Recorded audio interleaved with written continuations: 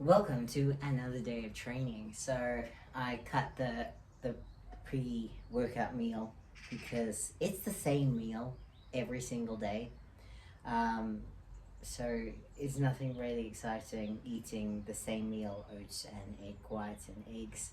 Um, but today is one of my favorite days, or at least it usually is, except with my hamstring, I don't quite know how today is gonna go.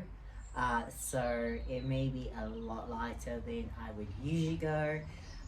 It is deadlift day. Yay! So I consider deadlift day to be more of a back movement. Yes, it's a compound movement, but I don't consider deadlifts to be a leg drive movement, even though yes, I engage my posterior chain in my legs. I consider like back deadlifts to be more of a back dominant movement. Obviously, it depends. If you're using a trap bar, then yes, it's legs. If you do sumo, I would consider it more of a leg drive movement because you engage a lot of adductor and glute activation more than you would conventional deadlifts. So I am gonna obviously do exactly the same for this movement as I have for every other strength movement this week, which is 5 reps, working up to my working set of 5 sets for 5 reps. But my goal weight for today, this is why it's important to have a journal with all your numbers in. My deadlift should be for 5 157.5. So I don't know if I'm gonna get, and that's kilograms, if I'm gonna manage 157.5 for 5 reps for 5 sets. So let's see how I get on, how the hamstring's feeling, how I'm feeling. As I said, I'm cutting, so I'm not cutting a heck of a lot, but I am aware that the cutting and the deficit in calories will affect my strength levels. Once I'm no longer in a deficit and I move back into a maintenance, I can then start playing around and seeing exactly where my strength is at. Obviously, I've dropped about 5 kilograms since the start of my cut. That is going to impact how much I can lift. So I'm taking that into considerations. Yes, you always want to lift more and get stronger, etc., etc., etc. But if you're in a deficit, if you're cutting, if you drop weight, it will affect your strength. So I'm just taking that all into consideration. I'll see how numbers go today. I'll run through techniques, my personal feelings about the deadlift, etc., etc. So enjoy me for the ride of deadlifts today. Yeah. So I've got I usually unrack my pull-up bar, my ghetto pull-up bar to deadlift because the grip on that is insane and it's actually a deadlift bar. I was lazy, so I'm actually using an Olympic weightlifting bar today, but it's also a 20 kilogram. So my first working set, I don't bother removing my shoes because it's light enough for me to just do with shoes on. The shoes and the inch or so platform that I've got in my shoes won't affect the first set. So first set, 70 kilograms, 5 reps. Yes, I jumped to 70 kilograms, but okay, if you are not confident in a deadlift, if you know your max is like 100, obviously you're gonna do a working weight of like 20-30 kilograms to warm up. Okay, it's not like I'm going in cold as well. I have actually warmed up beforehand, just moved a little bit. I'm not like super fucking freezing and about to lift 70 kilograms. So please take that into consideration.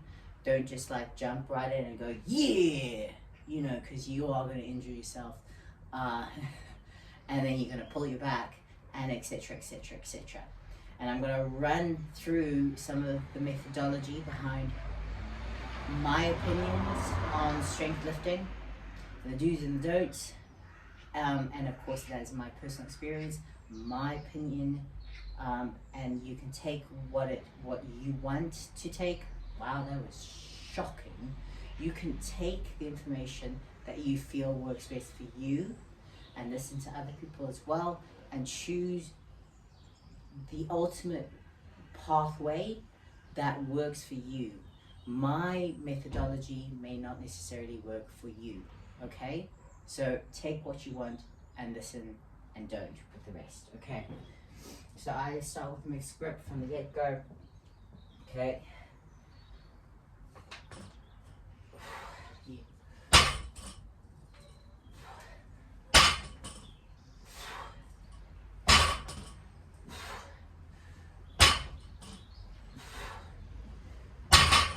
And I'm gonna keep that light today because I can immediately feel my hamstring. So I'm probably not gonna be, wow, you can't even see my face. Okay, so I'm feeling my hamstring. So that is immediate sign. I'm not gonna go very heavy. Frustrating, extremely frustrating. Fuck. So maybe only like 100 kilograms or so. Bollocks. Okay, so I'm gonna add a little bit more weight. See how that feels. And then start discussing the technique and whatnot that I do in my methodology behind a deadlift. So that's 70. I'll only add another 15 kilograms to make it 100. How do I do that? The math sucks. Watch me as I think this through, my mind ticking over. So that's 70, 80, 90, 18, and 15. So I need a 15.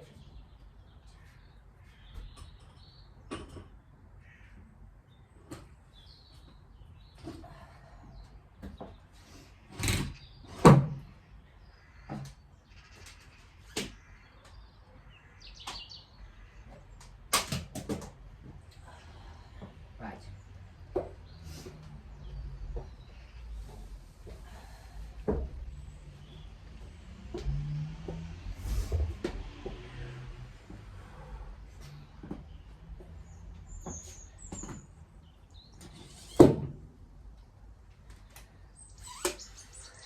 So I'm going to take my shoes off for this one, chalk up for this one, and just feel out my hamstring. And hopefully it doesn't hate me too much as I do this.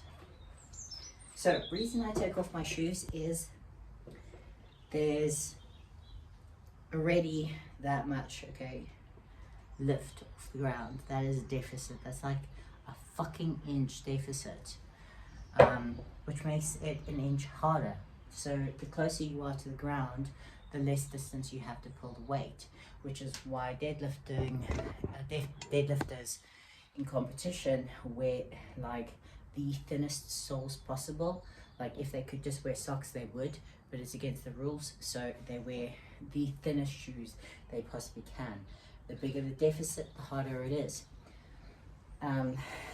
Yes, in theory, I should probably work with a deficit to make me even stronger, but I like to see what I can go being flat-footed and as close to the ground as possible. So that is the first thing to take into consideration.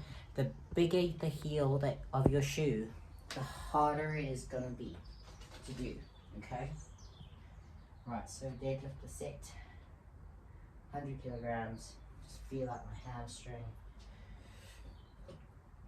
Oh, it's okay.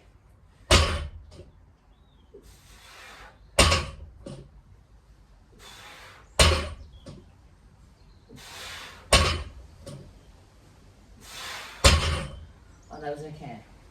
My hamstring was actually a little bit better on that side. Right, so that was 100. Write it down. So 70, 100. I'll do 130. My maths again. Okay. 10 and a 5.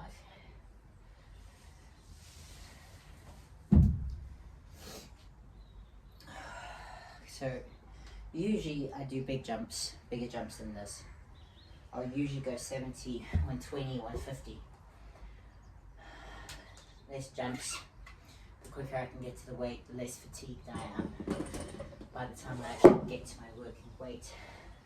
This is different now because of the hamstring, so I'm going to just be testing it out. I'll be happy if I can do 130 without the hamstring, so we'll see.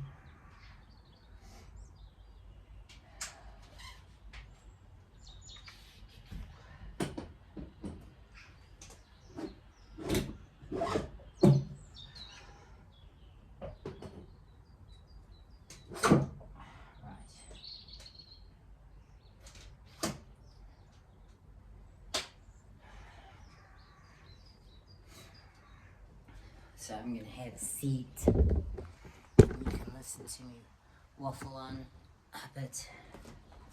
Okay, so we covered the shoes and the deficit and the impact of the deficit of the shoes, as small as it is, will have on you.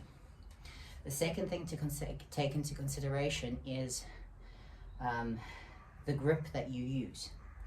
Okay, so I go over under mixed grip, which is the strongest in terms of preventing you from slipping. But it can cause an imbalance, obviously, because one, you're pulling your back slightly differently each side. So what you can do is alternate the grip set to set, just to make sure that you are getting in the same kind of activation both sides of the back. If you're not comfortable with that, that's okay. I tend to stick with either fully over with both hands, or it's always right hand over, left hand under. It's just the way it is. I haven't experienced in all my years of deadlifting too much of a muscular imbalance as a result of the fact that I always do my mixed grip the one way. And maybe I should be, I don't. So that's, over several years of deadlifting. But, it's not like I've been deadlifting for 20 years. I've been deadlifting for like 5 years. So maybe long term it might affect me. As of yet, not. Deadlifting, the next thing is, I always do dead stop reps. So if you notice, put the bar down, reset my back and go again. I don't use the bounce of putting the bar down to get the next rep off. Okay, this isn't CrossFit. This isn't trying to accumulate as many reps. This isn't ego lifting. This is about creating as much resistance as possible and improving my strength. So by doing dead stop reps, every single rep I reset, I go again.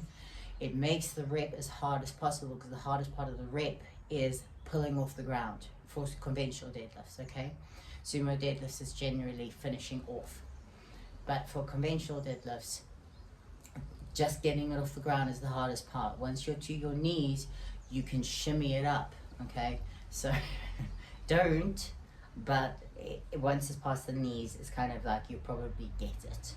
Okay, so the hardest part is off the flat floor, so make sure you do not bounce it. You dead stop, reset, and go again. Okay, I'm gonna do my next attempt, and then I'll continue going through my thoughts on deadlifting. Okay, so let's see how the hamstring feels in this one.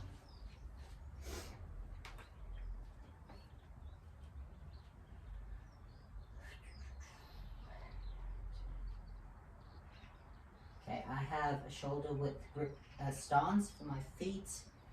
Find a stance that works for you. My grip is just outside of my feet.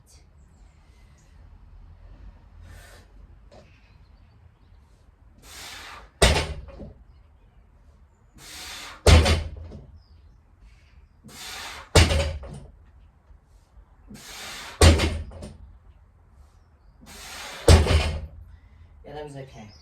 So gonna do 150. Hey, I'm gonna pull for 150. For my next set.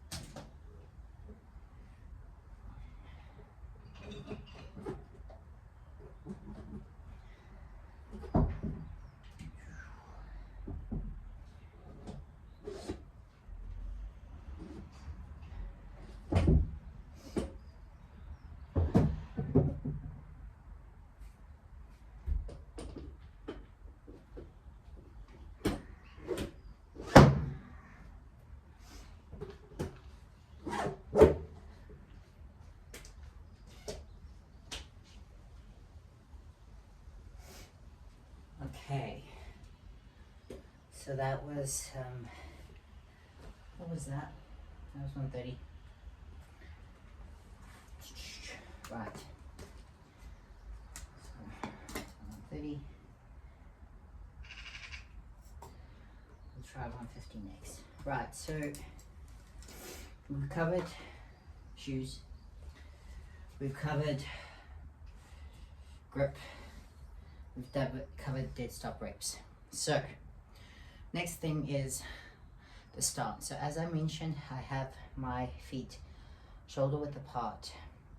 Before I start my lift, I try to make sure that the bar is over mid-foot, okay? You don't want it too far forward, and you don't want it kind of grinding up your shin.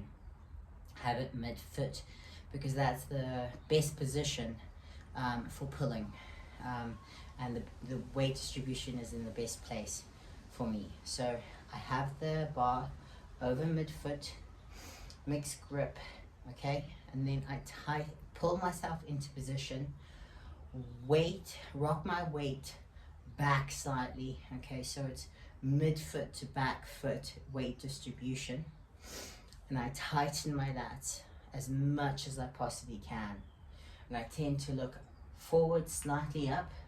Okay, the last thing you want to do is look down, because if you're looking down eye line, your body is more likely to follow your eye line, and if you're looking down, you may go onto your toes, and you may also cave your back in, and if you're doing that, the chances of you getting into a tight upright position with your chest out, your back and scapula locked out, and you pulling is less likely.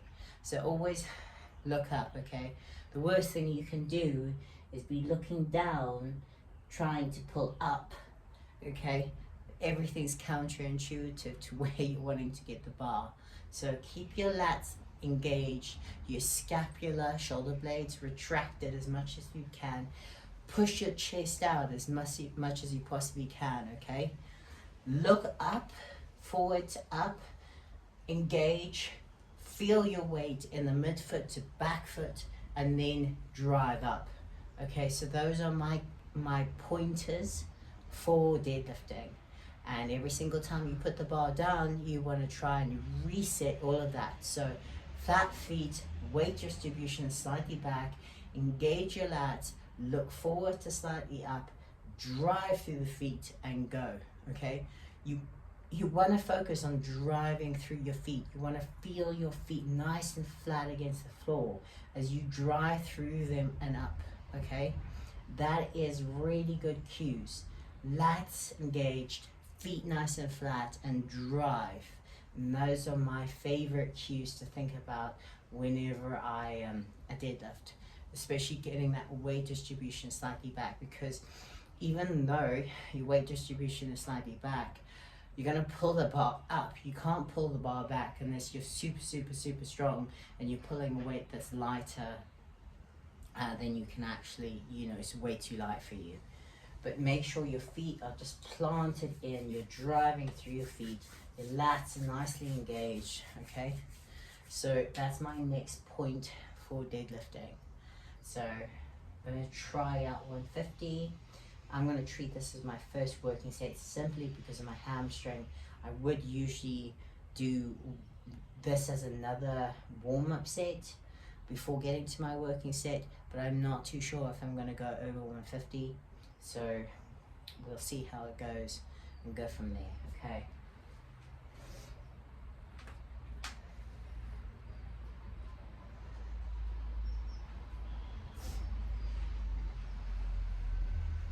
So my feet are mid-foot, as I mentioned.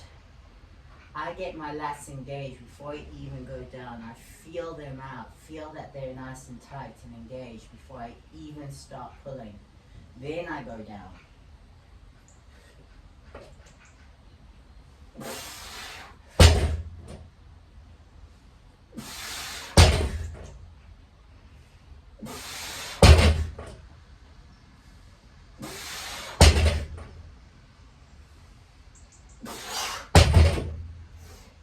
I'm going to stay there simply because of my hamstring. So that was set 1 of 5 for my working sets. So we're at 150 for 1. Okay? Win. I bought this camera, specifically for recording videos, and the memory seems to be absolutely shocking. So change your camera. Hopefully you can see me because I can't see myself. Okay, so the next thing that we want to talk about, or at least I want to talk about, is belts and wraps and all that sort of thing. And this is very much my personal opinion. Take it or don't take it. Don't hate me. Don't say, oh, you know, like it's dangerous, etc., etc. This is my opinion and my opinion only. Okay? So, knee sleeves for squatting, knee wraps, belts. They support you, okay? But they also takes, just wait for the car. So they support you, okay? But they also help that muscle and the muscles around it and support that muscle. So it's not actually working as much as it would if they weren't there, right? So if you don't have your knee sleeves or your knee wraps or your belt, you're working every part of that muscle to its maximal and you are strengthening it. If you add the belt, the knee sleeves, etc., etc., that muscle group isn't working to its maximum. So you are actually weakening that muscle slightly. So if you're doing a light weight, okay, 60, 50, 40% of your strength and what you can maximally do, and you're using your knee sleeves and your belt and all the supports and everything that you possibly can, you're actually weakening your overall body. Granted, okay, if you got a really bad injury or something like that, then yes, use them. But I'm going to come back to that as well, okay? But by adding in support from the early weights, you are not strengthening those muscles as maximally as they could. So when you get heavier and heavier and heavier, they are weaker and weaker and weaker and more susceptible to injury because you haven't strengthened them on the lighter weight. I personally believe that you shouldn't use knee wraps and belts until at least 80% of your max, okay? Because anything less than that, you are doing more harm than good to your body because you're not allowing every single muscle to actively work and to support itself and every other muscle, and allow everything structurally to get stronger. So I personally don't believe in belts and knee sleeves unless you are at far heavier weight. Okay, you almost never see me but deadlift with a belt. That's also because when I deadlift with a belt, it makes me throw up.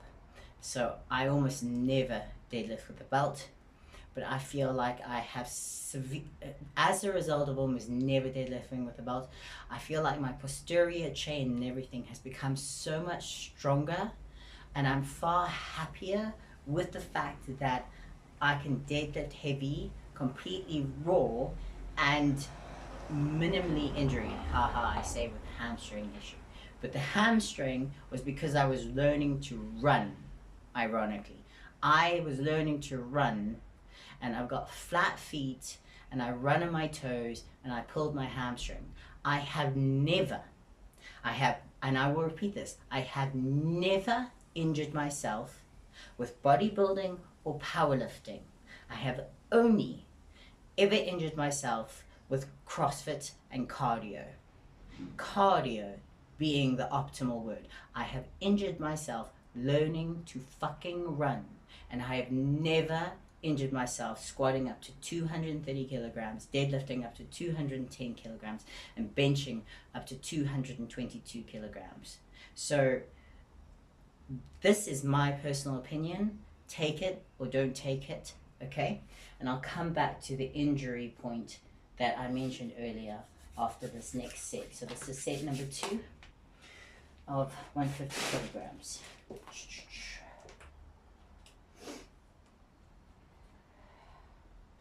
So I'm gonna just reiterate, feet are shoulder width apart. You gotta find the stance that works for you, okay? But bar should be mid-foot.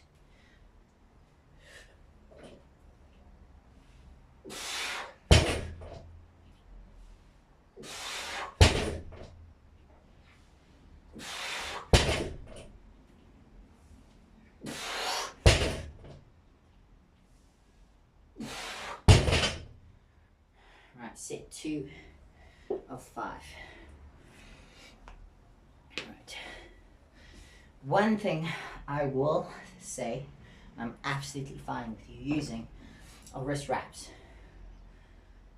Because often, especially when you're training back, your grip is going to go before your back. And there is no point in you training something and your grip goes before you've actually trained the muscle that you're trying to train. So if you are doing these deadlifts and your grip is going, use straps. That's fine. I try to hold off on the straps until I actually absolutely need them, and I can feel that these 5 reps I don't need the wraps, so I'm not going to use them, because obviously I still want to strengthen my grip as much as possible. So it's performance and also strengthening. So unless you are being impacted by lack of grip strength or something else, try to avoid using aids, okay? Now I'm going to go back to using belts and knee sleeves, etc. when you've got an injury. Don't go heavy then. This sounds silly, but if you say to me, I can't deadlift without wearing a belt because I'm going to injure my back, then I would say, well then go lighter and strengthen the back, strengthen the weakness, do your reverse hypers, work on the muscle that is causing you the injury. Go lighter, work on technique. Unless you are a power lifter, going heavy isn't the answer, okay? It's just ego. So make sure that you are strengthening every single element at a weight that doesn't cause injury. And if you have to, for example, if you're a bodybuilder and if you're using knee wraps to leg press, I would say that it's completely counterintuitive to the goal of doing a leg press, right? Again, this is my personal opinion. But if you're having to use knee wraps because you're going so fucking heavy, the knee wraps are like an elastic band, and they will spring load as it gets tighter and tighter and tighter. As your knees bend and bend and bend, those knee wraps are spring loading and allowing the hardest part of the press to get back up to become easy, because it spring loads as you bend your leg and then allows you to push it back up, rather than actually using and engaging your quads and your hamstrings. You are using the tensile force of the knee wraps to help you get that weight up, and that's counterintuitive to actually engaging every single muscle fiber within your leg for maximal hypertrophy. And if you're a bodybuilder, that's all it is. It's maximal hypertrophy. So if you are going so fucking heavy that you need knee wraps in order to do it, then you're just ego lifting. As terrible as it sounds, you are literally just trying to push as much weight without actually having any results out of it, because you're not going to get hypertrophy over using knee wraps. You may get some strength, but you won't get hypertrophy because the knee wraps are doing so much of the work for you. Drop the weight, and if you've got a knee injury in particular, drop the weight quite a bit and do tempo reps. I can guarantee you, tempo reps are the hardest the hardest variation of the leg press. I am always humbled by tempo reps. I can literally put 10-20 kilograms on the bar and do like 2 seconds down, 2 seconds in the pause, and 2 seconds up, and my legs are burning and on fire, and the most growth I've ever gotten on my legs is by tempos and deficits and pauses. So for me, there is no need to go super heavy if your goal is hypertrophy. I'm wanting to do a bit of both. I'm trying to obviously strengthen my legs, grow my legs, but I also want to get back the strength that I once had. And going heavy, but not to the point where I feel like I can injure myself, is only going to strengthen everything back up. And I can feel like I'm activating the part of my hamstring which has been weakened through running, and I'm starting to strengthen that. And obviously I will be doing accessories that I feel complement where I've injured my hamstring and try to strengthen that as well. Right, so set number 3. As you can see, I do quite long rests between periods, but I also am gabbing to you quite a bit.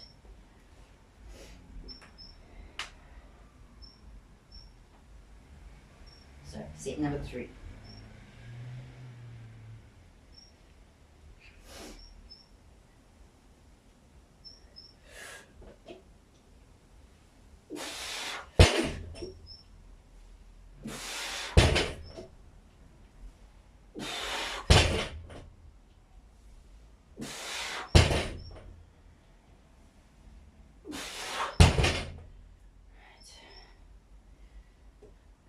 Set 3, 2 more sets.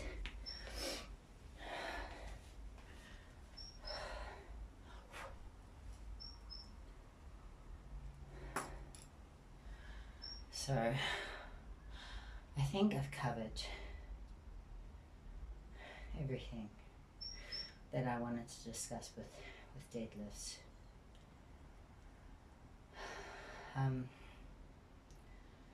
Yeah, so the main things to take away is, this is all my personal opinion. Use what you want. You disregard the rest. But definitely make sure you do dead stop reps, because your strength will say thank you. Try to be smart with your lifting. And if you feel like something is weaker, if you feel like you've got a muscle imbalance, rather focus on that, strengthening that muscle imbalance, than trying to curb around it. You know, if you feel like your knees hurt, chances are it's either your glutes are tight, your quads are tight, or there's an imbalance. The majority of the time, if your knees are sore and your knees are tight, it's because either you're working, your knees are not following the line of your feet, and I'll cover all of that with squats, and your knees are tight, and ironically, most of the time if your knees are sore, it's because your glutes are tight, or your quads are tight, or something else is tight. So, you know, instead of just masking the injury, you need to try to address the injury, because long term, your body will thank you, you know. And that's the issue that I'm having now with my hamstring. Is I injured my hamstring learning to run, and because CrossFit is so involved with so many different aspects, I was so overwhelmed with every single element that I needed to hit: the weightlifting, the gymnastics, the strength, the conditioning, the cardio, you know, the skills, the double unders, the this, the rowing, the swimming, the, you know, that I just, in a single day, you know, it was kind of like, well, at the end I'll do my rehab for my hamstring, and by the end of the day, after accumulating everything else that I needed to do, so after accumulating everything else that I had to do, I've always left the rehab of my hamstring, and I'm paying the price now, you know. So I'm now actively focusing on strengthening my hamstring, rehabilitating my hamstring, doing reverse hypers and back extensions, and focusing on strengthening that part of my hamstring, which is so severely weakened because I've never addressed it properly. So take the time and focus on injuries. Don't just ignore them. Don't just strap them up. Don't just put a band-aid on them, you know. Address them. Work on them. And as I said, if your goal is hypertrophy, there is no need for you to wrap up your knees, wrap up your elbows, wrap everything up, and then go heavy. Go lighter. Full range of motion. Time under tension. Time under tension is what gets you growth. So focus on that.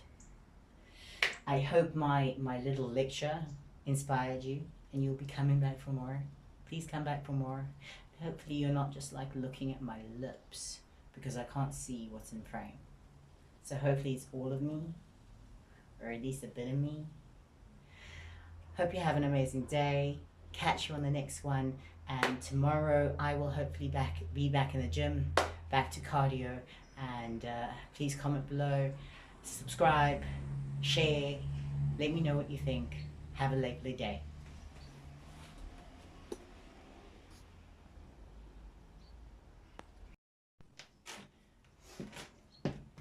As per usual, I did forget one thing, and this is for the ladies out there.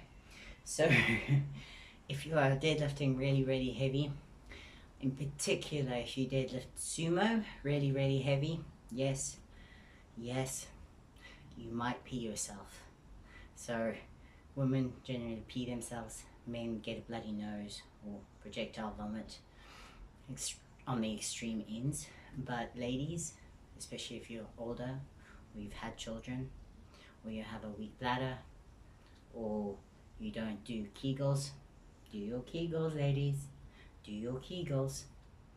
If you're not doing all of that, you're gonna pee yourself on heavy weights. So wear a pad, or like one of those adult nappy things if you really, really struggle. But if you really, really struggle, I would suggest doing more Kegels. But yeah, it's normal. It happens. If there's a big ass string of pee, which I've seen occasionally, I would suggest lots more Kegels, or potentially seeing a doctor, um, as it could be a sign of, you know, a weak pelvic imbalance or something like that, and that should be addressed. If it's a little bit of pee, or like a medium amount of pee, you know, like that's normal, and it will happen, especially as you're continuing to train and your bladder gets fuller and fuller and fuller. Like the more you drink and then wait, the bigger the chance of you peeing. So I just wanted to put that out there because people never talk about it. So this is a woman saying, yes, you might pee yourself. Just be aware of that. Don't be embarrassed. I pee on the heavy sets if I haven't gone to the bathroom. Sorry. I don't like have a stream of pee, but I'm gonna, you know, pee a little. So I do my Kegels. My Kegels are on point.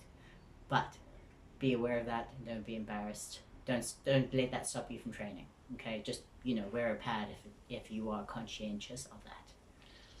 And have a lovely day.